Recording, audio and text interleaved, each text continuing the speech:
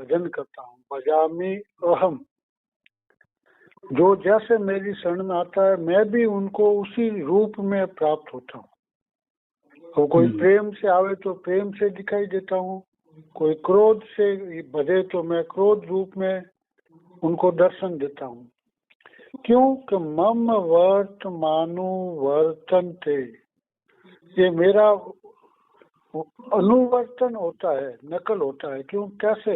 मम वर्त, ये मेरा व्रत है, एक तरह का नियम है, मेरा व्रत है। क्या व्रत है? कि जो जैसा मुझे भजे मैं उसको वैसे ही भजन करूं।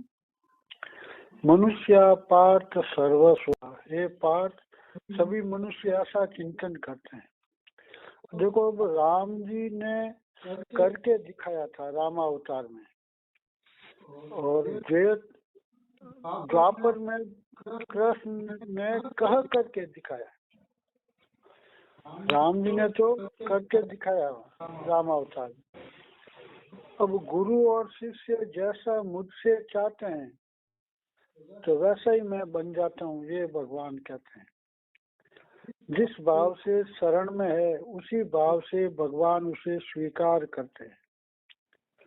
संसार के सभी प्राणी मेरा ही अनुसरण करते हैं, ऐसा भगवान बोलते हैं। तो भगवान के मार्ग का अनुसरण करें।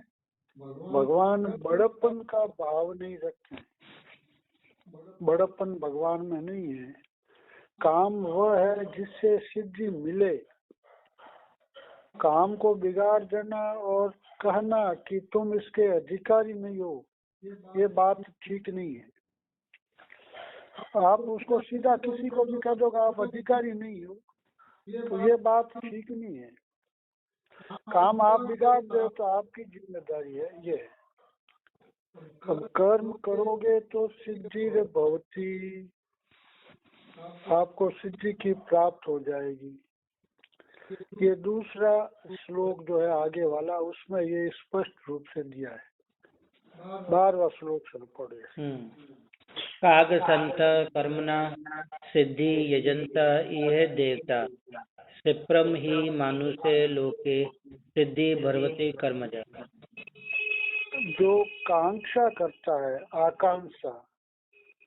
आकांक्षा करने वाला, कर्मणा सिद्धि भवती, सिद्धि यजंती ई देवता, कर्म करने वाले सिद्धि तो प्राप्त होती है लेकिन वो देवताओं को प्राप्त होता है। अब देवताओं में और परमात्मा में थोड़ा सा अंतर हो जाता है। देवता अल्प शक्ति वाले हैं और परम पिता परमेश्वर परम शक्ति वाले हैं।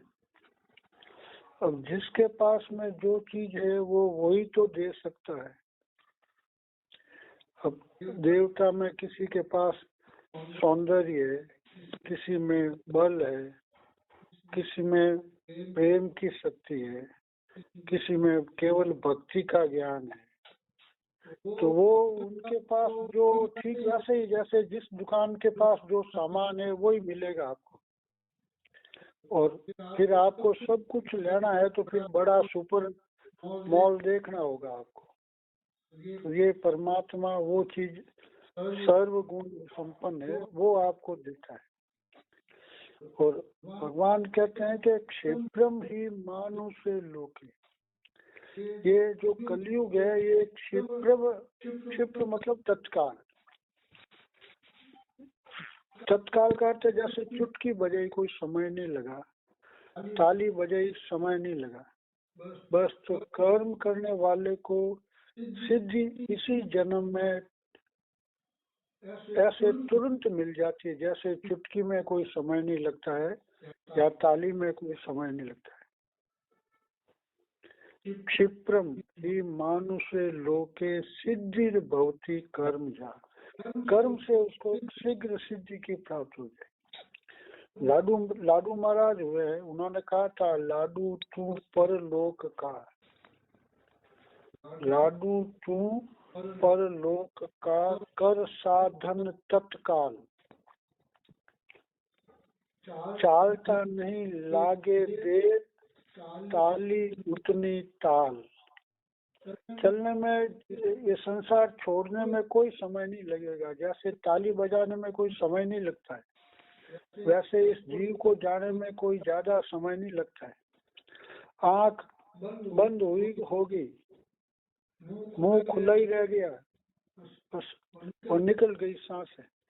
कान भीतर ही रह गए, बाहर है तो बाहर ही रह गया। कहते हैं सांस बाहर रहेगी, कोई कहता है सांस भीतर ही रहेगी। तो इसमें कोई ज्यादा समय नहीं लगता है। तो कर्म करो सिद्धि भवती कर्म जा, कर्म करो आप, कर्म से सिद्धि मिल जाएगी आप। और ये क्षिप्रम ही मानुष लोके, मनुष्य शरीर कर्म के लिए ही मिला है, इसलिए कर्म से सिद्धि होगी। मनुष्य शरीर कर्म के लिए मिला है। सुंदर सुंदर हाथ है, दूसरों के नहीं, सबके सुंदर हाथ नहीं है। अब गाय का जन्म दूध देने के लिए है, बैल का जन्म यज्ञ करने के लिए नहीं है। कोई सा अपवाद हो सकता है कोई, बाकी तो सब जीवों का अपना अपना कर्म होता है। और भगवान कोई तो भगवान को कोई भी भज सकता है। कोई मना थोड़ी है कि दुष्ट भजन नहीं करे या अपराधी भजन न करे, कोई भी कर सकता है। राम जी का नाम तो चोर भी लेते हैं, साहूकार भी लेते हैं, भगवान मना नहीं करते हैं। भगवान को तो कोई भी भज सकता है। सज्जन तो सबके साथ शब्द व्यवहार करे, कोई भी हो। तो किसी ने कह दिया है अपने कर्मों से उतरेंगे पार, तो पे हम करतार तुम काहे के। किसी जीव ने कह दिया कि हम हमारे कर्म से पार होंगे, तो फिर तुम हमारे करतार क्या हो, कैसे हो करतार। और हम तो कर्म करें नहीं और आप हमें पार कर लो, ये जीव चाहता है बिना कुछ किए। तो जीव तो भगवान से ही प्रश्न कर रहा है कि हम हमारे कर्मों से पार होंगे, फिर आपकी इम्पोर्टेंस क्या, फिर क्या मतलब, क्यों करें आपको याद। हम तो हमारे करते जब से करते आएंगे। तो ये है, भगवान कर्म जन्य नहीं है। अब देवता तो उपासकों को हित अनहित का विचार किए बिना इच्छित वस्तु दे देते हैं। देवता का कोई भी साधक है, उपासक है, तो देवता ज्यादा थिंकिंग नहीं करते हैं। सामर्थ्य आ गया आपको, दे दिया। अब आप वो जीव उसका चाहे दुरुपयोग करे चाहे सदुपयोग करे, ये देवता देखते नहीं। और इसका शिव का उदाहरण है, अन्य देवताओं का उदाहरण है। दे दिया उन्होंने, दे दिया, लेकिन कठिनाई में खुद भी पड़े बाद में, विपदा में। क्यों? उन्होंने सोचा नहीं कि इसका परिणाम क्या होगा।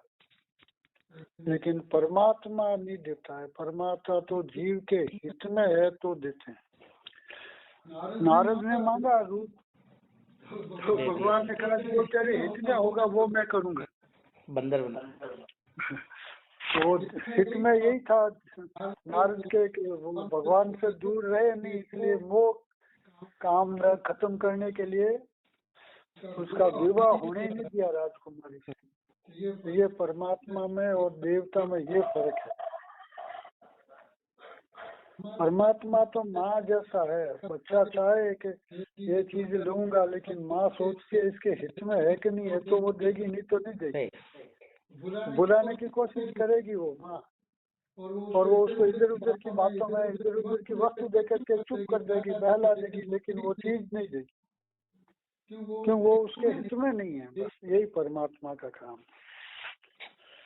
तो कोई भी वस्तु है जीव के हित में तो परमात्मा देते हैं, तो हित में नहीं है तो नहीं देंगे। वास्तविक सिद्धि भगवत प्राप्ति है। कर्मजन्य सिद्धि इस युग में शीघ्र मिलती है, ये सार है इस श्लोक का। कर्म से शीघ्र सिद्धि मिलेगी, बाकी समय लगता है सिद्धि प्राप्त करने में। आप यज्ञ करो, हवन करो, तो बहुत लंबे समय बाद में उसका फल मिलता है। लेकिन ये कर्म जन्य सिद्धि तो कैश पेमेंट है, पैसा हाथों हाथ सामान लिया और पेमेंट दिया।